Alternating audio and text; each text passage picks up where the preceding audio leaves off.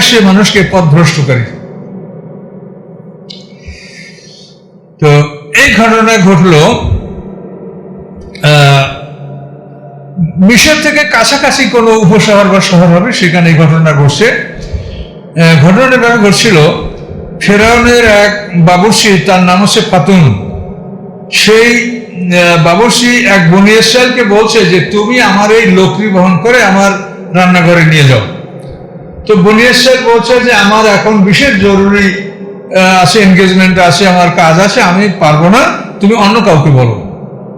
তখন বলে না, তোকেই নিতে হবে। বলো ফেরাউনের বাবুর্চিও তো ক্ষমতার মানে, এই তুই এটা নিয়ে নিয়ে আমার নিতে হবে তোকে।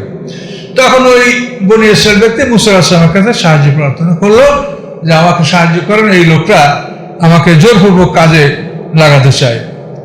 তখন মুসা আলাইহিস সালাম তাকে বললো যে তুমি অন্য লোক খোঁজ করো, এই লোকটাকে তুমি কষ্ট দিচ্ছ কেন? তখন ওই বাবুর্চি বলে যে তুমি ও লোক যদি আমার লোকরি না নিয়ে নেয়, তুমি আমার লোকরি নিয়ে দাও বাবুর্চিখানে। এই কথা বলাতে মুসা আলাইহিস সালাম রাগান্বিত হয়ে একটা ঘুষি মারছে বুকে। ঘুষি মারার পরে এই লোকটা মরে গেছে। তাফসীরে লেখা আছে বাবুর্চিটার নাম ছিল ফাতুন। তো এই লোকটা এভাবে মারা গেল। তো মারা যাওয়ার পরে তিনি মুসা আলাইহিস সালাম কি বললেন? বলেন যে এটা শয়তানের কাজ, শয়তান মানুষকে স্পষ্টভাবেই পথভ্রষ্ট করে থাকে, এটা শয়তানের কাজ, শয়তানের প্ররোচনায় আমি এটা করেছি, আমার ধৈর্য ধারণ করা উচিত ছিল। এ ঘটনা ঘটে গেল।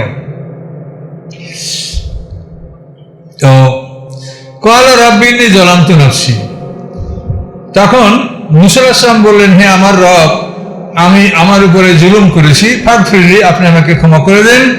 ফাগফারা লাহু, আল্লাহ তাআলা তাকে ক্ষমা করে দিলেন।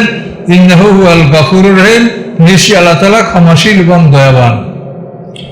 এখানে মুসা আলাইহিস সালাম কিন্তু একজন রাসূল, উল্লেখযোগ্য রাসূল। আর নবী রাসূলরা সবসময় নিষ্পাপ থাকেন, তারা নবুয়তের আগেও তাদের পাপ থাকে না, পরেও থাকে না। তো এখানে মুসা আলাইহিস সালাম বিষয়টা হলো যে উনি আসলে ওই লোকটাকে হত্যা করার নিয়তে আঘাত করেনি। এই জন্য মুসা আলাইহিস সালামকে আল্লাহ তাআলা সহজেই ক্ষমা করেছেন, যেহেতু তাকে মারার নিয়ত ছিল না, যে আমি তাকে মারবো এরকম নিয়তে আঘাত করেন। যেমন কাবিল হাবিলকে মারার জন্য কিল ঘুষি মারছিল, শয়তান বললো যে পাথর দিয়ে মাথায় আঘাত করো।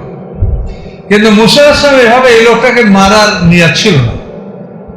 সে স্বাভাবিকভাবে তারই পরিবারের লোক। মুসা তো ফেরাউনের ছেলে, যে ফেরাউনের পুত্র সন্তান ছিল না, সে সবাই মুসা আলাইহিস সালামকে ফেরাউনের ছেলে বলতো। কাজী পয়গম্বররা শক্তিশালী হয়ে থাকেন। আর বলা হয়েছে কি, মানে আশুদ্ধ ওয়াস্তাওয়া, মানে সে শক্তিশালী বা